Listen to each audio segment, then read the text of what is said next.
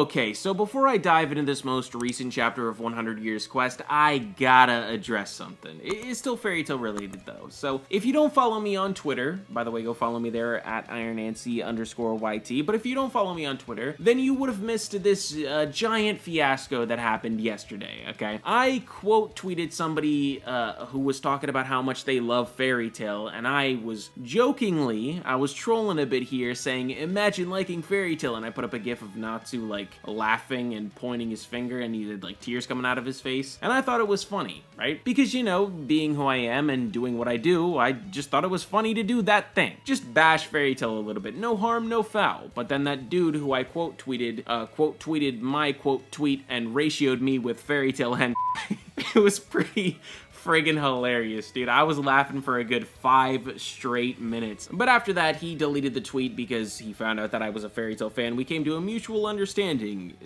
of sorts. Then the quote tweets and the comments kept coming in. But the thing about it is that some of the people that were commenting and quote tweeting were people that knew me, like they follow me and they know what I do, and they were kind of getting up in arms, bro. They were taking it serious. I just don't get it, bro. So for the upteenth time, just so that there's no confusion whatsoever, let me once again say, I do like fairy tale. It's even in my friggin' bio on Twitter, bro. I like this series. Do I criticize it? Absolutely, because while it is really, really good and I do enjoy it, I do feel like it has a few problems sometimes. Okay? Golly, bro. Now on to the chapter. Now, the first thing that I gotta talk about is this cover page, dude. It looks so good. The nostalgia is hitting deep. I mean, he's got the classic costume on. He's got the classic stick that he was always seen with, bro. But that's quite enough about the cover page. Now, on to some information that we learned in this chapter. The first thing that we basically learned is what the Transcendental World is. It is a magic world that is the exact opposite of Edolas. So while Edolas has no magic power whatsoever, the Transcendental World, aka Alentir, is brimming with so much magic power that it's overflowing. The magic power is rising, it's overflowing. Shout out to you if you get that reference. But yeah, Alentir, the Transcendental World, I'm pretty sure we all kind of figured that this would be the case. That it would be a world overflowing with the magic power.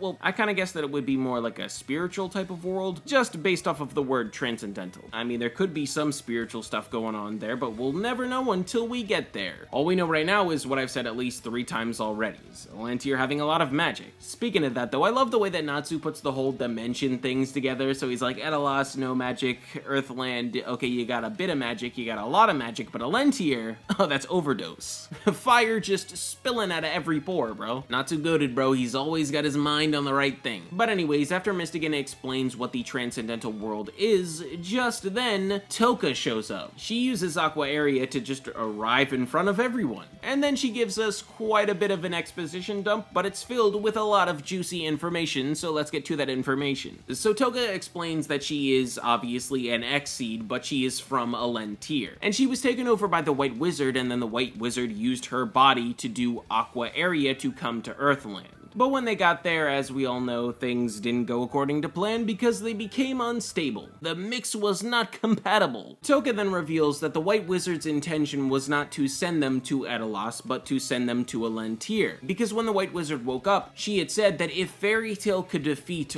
Aldron, then they could save Alentir. Toka really doesn't understand what she's on about because the last time she was there, it was the definition of peaceful. There was most definitely stuff going on behind the scenes with the White Wizard and Selene, and that's why their dimension is in trouble in the first place. And I mean, we already knew that the White Wizard had dealings with Selene. That was mentioned in like chapter 50 or 51. It was mentioned in Selene's first appearance. Moving on though, Toka then says that, hey, I can't use magic. So she used Aqua Area to come to Edolas, knowing that she wouldn't be able to use it again to get back, or even go to Alentir. I gotta be honest, Toka, not the smartest plan there. And you didn't even know about the existence of the X-Balls, so you were just fully committed to coming here and staying here forever. Yeah, by the way, X-Balls are still a thing. I know many people were wondering if they were still a thing, but yeah, they are, me included. Anyhow, Mystigan, after giving the crew the X-Balls, then sends out his men, and with the help of Edolas' fairy tale, they search for the White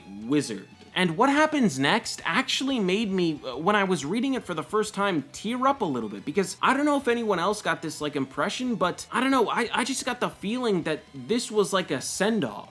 Like this was the last time we were ever going to see Edolas. I don't 100% think that it is. I think that Edolas will still play a part in this story. It's just that it really did feel like a send-off, and that this would be the final time that we saw Edolas in Fairy Tail. I don't know. It got me in my feels, bro. But after that, the White Wizard is eventually found, and the main crew eventually go to her. And it's here that we learn a bit more information. The first being what the White Wizard's real name actually is. It's Ferris. But right after that, we learn something even more interesting. Ferris is not actually the real White Wizard. The real White Wizard is missing at the moment, and she just took over that position. So there is an actual White Wizard out there that's been living for over 100 years. Maybe it's Celine. I really hope it's not. I'm hoping that it's somebody else. That would be really interesting, because that's just like another mystery, bro, and that would be so cool. An actual evil White Wizard. But moving on, Ferris then explains that her mission was to whiten Earthland's magic powers. To nullify it was her mission, and it was all to save Alentir. I don't know how those two things kind of mixed together. Maybe that was just like Celine's ultimatum, and now that she kind of failed, Alentir is getting the axe. But I got a theory about this whole thing. I am thinking that maybe Celine is gonna start destroying some of Alentir, right? And that will cause Alentir to have to merge with Edolas, and that's how you get all the Edolas characters back, and you get them back with magic, dude. And then they all defeat Celine. But anyways, that's gonna do it for this video, so thank you all very much for watching. I hope that you all enjoyed. If you did, make sure to like, comment, and subscribe, and I will see you all in the next one. Peace out, everybody. Yeah. Look out for the next upload.